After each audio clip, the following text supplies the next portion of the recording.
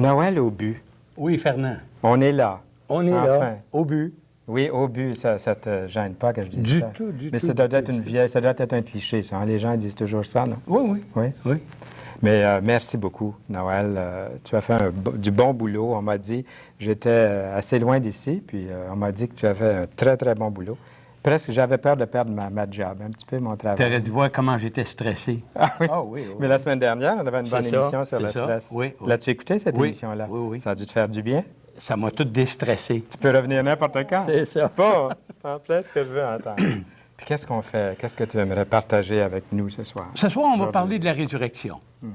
Et puis, le thème qu'on a traité durant les 2 dernières émissions, c'était Jésus-Christ, le Fils de Dieu.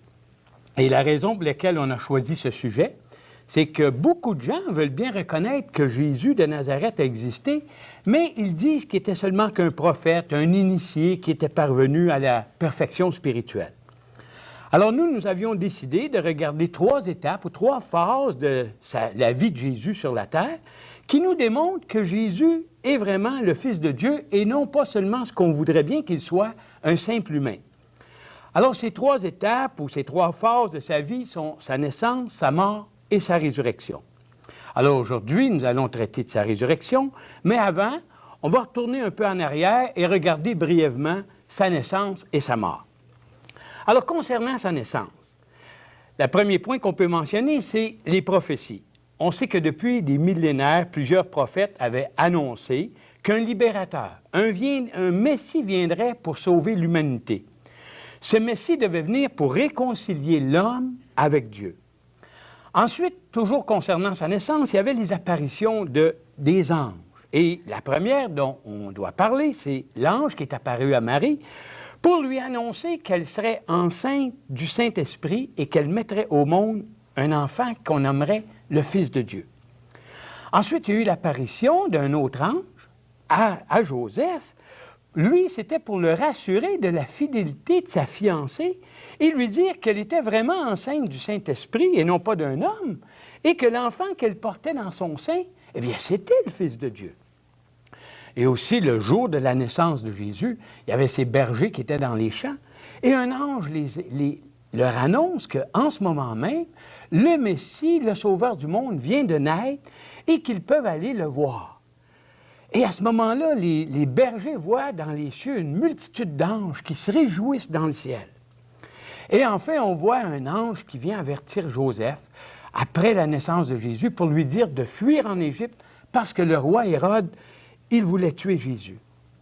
Mais on ne peut pas mettre de côté aussi la conception miraculeuse de Jésus parce que on pourrait dire que Marie est certainement la seule femme qui a conçu un enfant sans aucune aide d'un homme. Et ça, c'est l'aspect le plus divin de sa naissance. Jésus a été conçu simplement par le Saint-Esprit. Ça, on pourrait dire que son Père, non pas seulement qu'on pourrait le dire, mais son Père est vraiment Dieu et non Joseph, bien que Joseph a été son père humain. Ensuite, il y a les mages. On en a parlé des mages, ces prêtres, astrologues, qui viennent de Perse ou des environs pour adorer Jésus. Eux, qu'est-ce qu'ils voient? Ils voient une étoile qui brille plus qu'une autre et ils associent cette étoile à la naissance d'un roi des Juifs. Et ils suivent l'étoile qui les conduit jusqu'à Jérusalem et enfin à Bethléem, là où est Jésus dans une crèche. Et les mages adorent Jésus. Alors, on voit que tous ces événements qui sont inhabituels ou extraordinaires, qui entourent la naissance de Jésus, ce sont des événements dont on n'a jamais entendu parler ou on n'a jamais vu pour aucun autre homme, aussi grand, aussi important, aussi spirituel soit-il. Après, nous avons discuté de sa mort. Et pour sa mort, il y a encore des prophéties. Et la prophétie la plus remarquable est celle du prophète Ésaïe. Ésaïe décrit la mort du Messie d'une façon tellement précise qu'on a appelé cette prophétie le 5e évangile ou l'évangile de l'Ancien Testament. Il parle de Jésus comme de l'agneau qui doit être immolé à la place des hommes. Il décrit les souffrances de Jésus d'une façon si réelle qu'on penserait que ces écrits datent après la mort de Jésus. Et pourtant, Ésaïe a écrit ce texte 700 ans avant la naissance de Jésus. Et Jésus aussi lui-même annonce sa propre mort dans les moindres détails. Il prédit même qu'on va le livrer aux païens, qu'on va lui cracher sur lui et qu'on va le flageller avant de le faire mourir. Outre les prophéties qu'il accomplit par sa mort, il y a aussi toutes ces circonstances qui sortent de l'ordinaire, qui surviennent au moment de la mort de Jésus. Premièrement, on pourrait citer la nature. La nature qui se déchaîne et qui se voile aussi en même temps. Il y a des tremblements de terre. Il y a toute cette obscurité à midi en Israël, une chose qui n'arrive jamais. Il y a le voile qui est dans le temple, ce voile qui séparait le temple en deux parties, qui mesure à peu près 20 pieds de haut au moins, et qui se déchire du haut jusqu'en bas. Une chose que l'homme n'aurait jamais fait. Et c'est seulement Dieu qui déchirait ce voile qui, en fin de compte, Dieu permettait à l'homme d'entrer en sa présence. Et il y a aussi Jésus qui dit, juste au moment de sa mort, tout est accompli. On ne voit pas ça trop souvent chez un homme qui meurt, qui dit tout est accompli. Eh bien oui, Jésus était venu pour accomplir quelque chose de particulier, c'était de mourir pour nous sur la croix. Et il peut le dire au moment de sa mort. Il y a aussi ce centenier romain, celui qui était responsable, qui était en charge de toute la crucifixion. Et puis c'est un païen. Et lorsqu'il voit tout ce qui arrive, le tremblement de terre et tout, alors il s'exclame et il dit, saisi de crainte, il dit, cet homme était vraiment le Fils de Dieu. Et en même temps, il y a tous ces tombeaux qui s'ouvrent, ces morts qui ressuscitent. Alors voyez-vous, encore des événements qui arrivent et qui n'arrivent jamais, qui ne sont pas arrivés du moins pour un autre homme. En tout cas, moi, j'en ai pas entendu parler. Je ne sais pas si vous en avez entendu parler, mais pour Jésus, nous en avons entendu parler.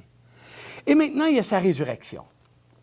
La résurrection de Jésus est vraiment ce qui vient confirmer que tout ce qui a précédé, sa naissance et sa mort, était vrai, était voulu, ont été reconnus et ils ont été acceptés par Dieu. L'apôtre Paul dit que la résurrection de Jésus est une bonne nouvelle. Voilà ce qu'il dit. Il dit, cette bonne nouvelle, c'est que Dieu a déclaré avec une grande puissance que Jésus était vraiment son Fils en le ressuscitant d'entre les morts.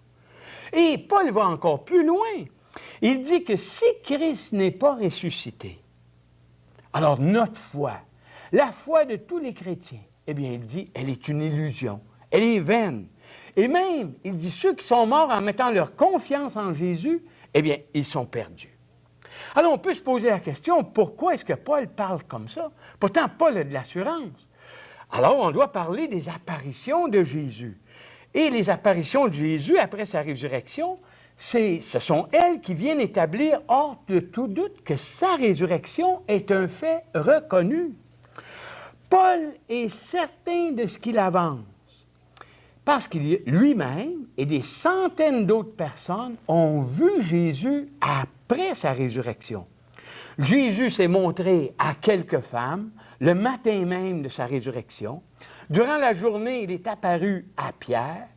Et aussi, alors que 2 disciples marchaient vers le petit village d'Emmaüs, Jésus leur apparaît, il marche avec eux, il prend le souper avec eux. Et dans la soirée, il apparaît aux disciples qui sont réunis dans la chambre haute. Après ça, il apparaît encore aux disciples la semaine suivante. Par la suite, on nous dit qu'il est apparu à plus de 500 disciples réunis en même temps.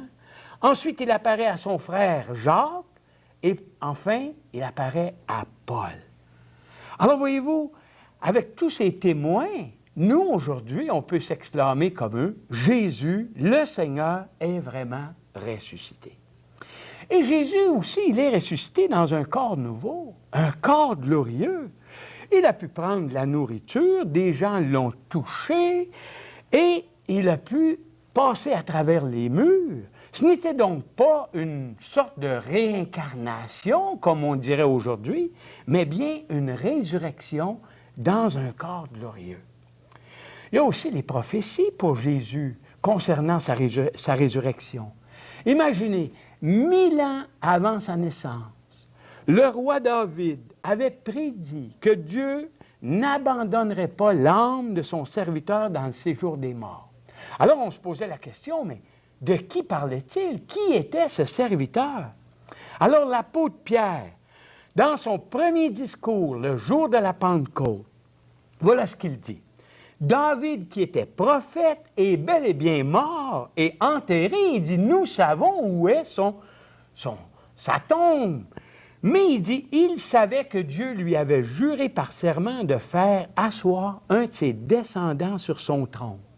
Il a donc prévu par ses paroles la résurrection de Christ, qui en effet n'a pas été abandonné dans le séjour des morts et dont la chair n'a pas vu la corruption. Et Jésus aussi, il avait prédit lui-même sa résurrection. Au moment où il annonçait sa mort, il disait qu'il resterait en terre 3 jours et qu'après, il ressusciterait.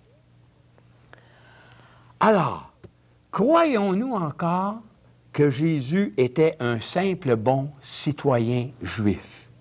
Croyons-nous qu'il était seulement qu'un prophète? Croyons-nous qu'il était seulement qu'un initié, un gourou quelconque, ou même encore une personne qui est devenue parfaite et qui a atteint le nirvana, ou la plénitude spirituelle? Non. Jésus était vraiment le Fils de Dieu.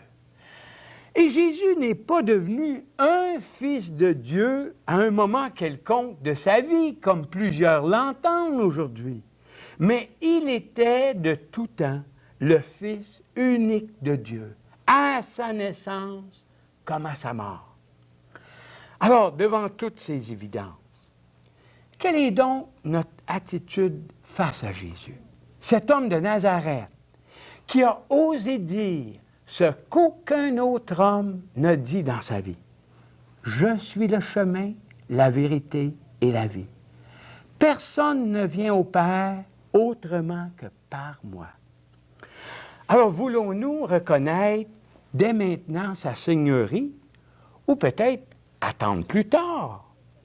Une chose est certaine, la Bible nous dit que tout genou fléchira devant Dieu, que ce soit maintenant ou au jugement dernier.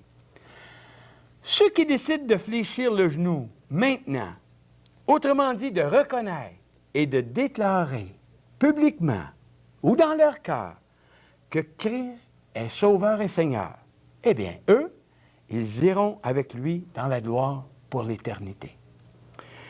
Mais ceux qui refusent de l'accepter comme leur Sauveur et leur Seigneur, ceux qui préfèrent attendre plus tard, après leur mort, eh bien, la Bible nous dit qu'ils seront privés de la présence de Dieu pour l'éternité. Ils iront en enfer. Oh, il y en a peut-être qui peuvent dire, mais c'est difficile à entendre, ça. Eh bien oui, mais c'est la vérité et c'est le choix qui est donné à tous les hommes. Merci beaucoup, Noël Aubu. Et sur ces dernières paroles, j'ai une pensée qui traverse mon esprit. J'espère que tous nos auditeurs sont des candidats pour le ciel, pour échapper ce châtiment dont tu as parlé. Et je voudrais vous voir comme un candidat, une candidate pour le ciel. Ça veut dire qu'il y a 1001 chemins qui nous mènent à Dieu. Non, il y a 1001 chemins qui nous mènent à Jésus. Il y en a un seul qui nous mène à Dieu. Et c'est Jésus qui a dit, comme tu as si bien cité, Noël, « Je suis le chemin, la vérité et la vie ».